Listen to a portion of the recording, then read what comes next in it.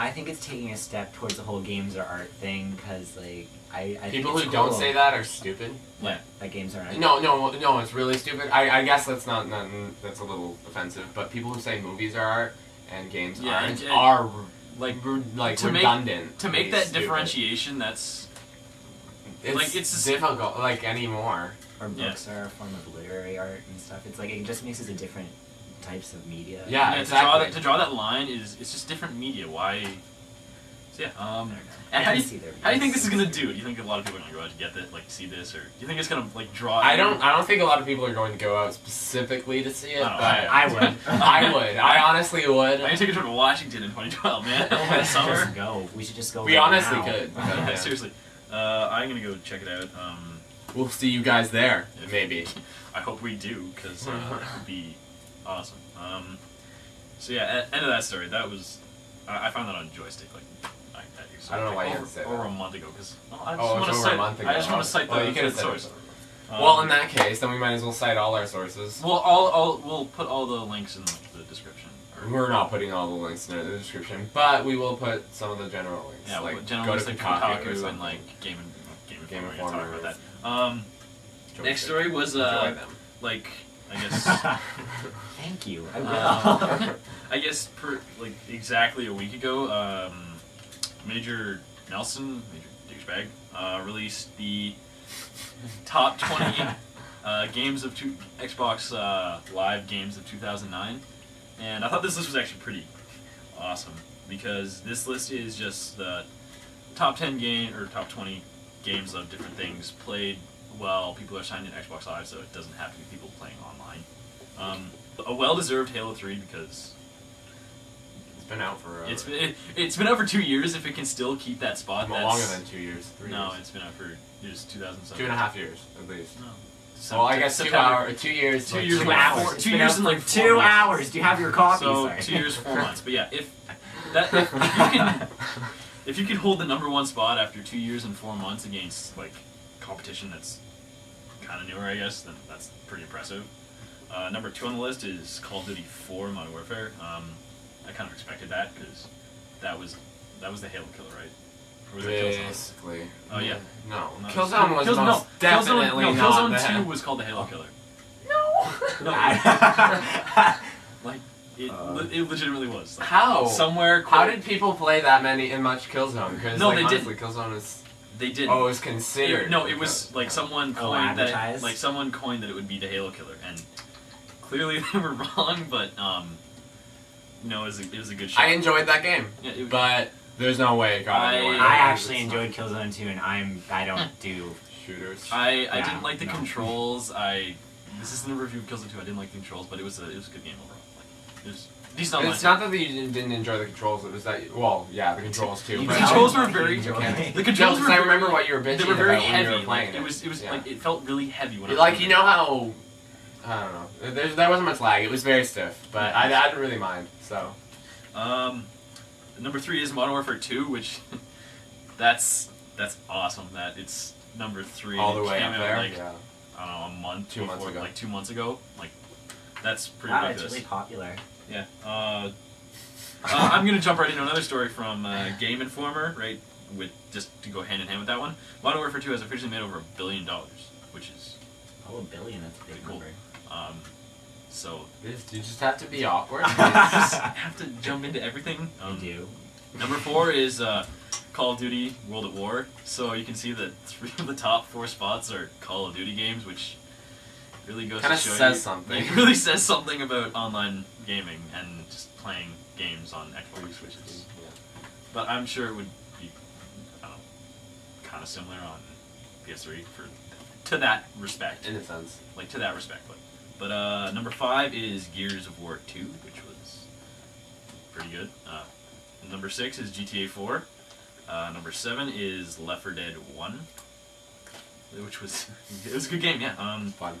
Number 8 is Halo ODST, and number 9 is Fable 2 Episode 1. And for everyone out there, Fable 2 was released on Xbox Live in 5 different episodes. Episode 1 was free, so you could just download it and play up to the point where you got an achievement. And once you got an achievement, the game would unlock and say, would you like to buy Episode 2? and then you can unlock this achievement and more, and then you'd have to. But the confusing part is that you'd have to beat the game to get that message, or to get to that point, you'd have to get that message. Like, you couldn't just go to the marketplace and buy episode 2. Oh. You have to, like...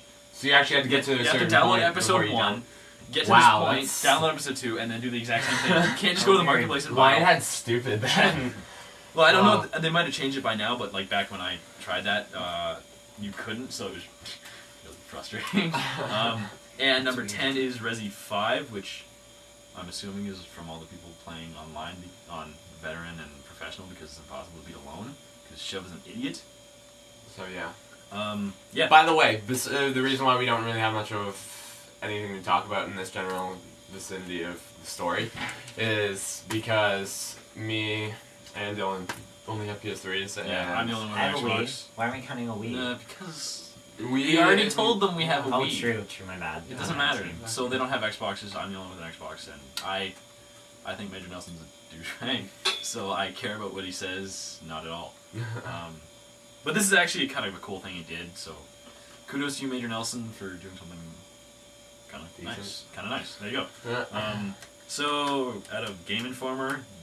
Game Informer, this actually I got from Bungie, but Game Informer is releasing a lot of info for Halo Reach, which is upcoming this fall.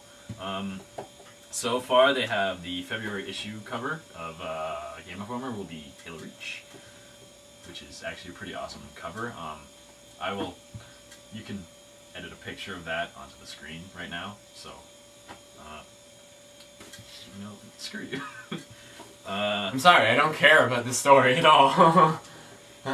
I care about this. That was story. a little intense. And you can meet the developer team, which is really what I wanted to talk about right now. Which I think that's.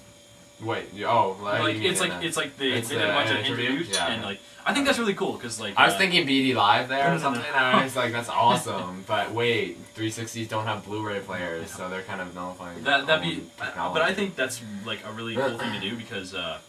Like, we always hear about these guys that make games and they always work so hard. And it's good to see that they have, like, a human side and not just robots who go to work for, like, 15 hours a day. Fast they were robots. And yeah, I agree. And program games for, like, all day. I don't know. And then... so, yeah. Man, I'm just about to go off.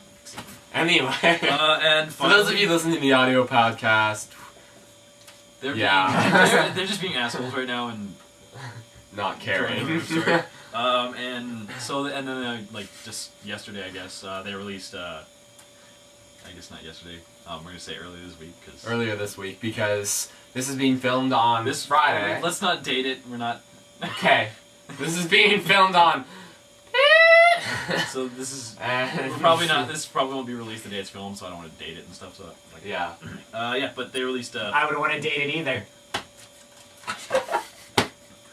They released Bungie's thoughts on ODST and a bunch of like questions and stuff. And yeah, that's the end of my stories because you guys are assholes. So we're done with the stories. Sorry for the audio podcast, guys. I probably hurt your ears several times in the past 5 minutes. Unless it's really quiet because the camera is pretty far away. That's gonna be awkward if like it's really 2.5 meters away from us. It's not gonna be that quiet. What if it's like silent? No, legit. Well, we're talking pretty loudly. Speaking of silent, you know what? Silent Hills. Silent Hills, Shattered Memories. Go. Okay. So I guess we're starting off with Silent Hill, Shattered Memories. I'm just gonna dip out here. You'll still see me on the video podcast, but wait, why are you dipping out? No, because I have no idea. I'm not gonna talk. So on the audio podcast, you will notice that I'm not here. You could just dip out if you want to. No, he's not dipping out. I'm not gonna. I'm just one bigger seat. I'm spiritually dipping out, but I'll still be sitting here in the video. So anyway, talk about yourselves. So yeah, you should. I played it for. I'm just gonna mediate this. Okay, you start because your opinion is more valid. My opinion is not as valid actually because he played it for longer and he played it once. He couldn't shake them off. I played it several times. Okay. Let's not jump. The first time I started, the mechanics of a Wii I cannot deal with. Because his sensor bar was like literally. It's set for on top of the TV, but if you keep it at the bottom of the TV. So you have to point down and everything, and he keeps it on the bottom of his TV because he's a dumbass.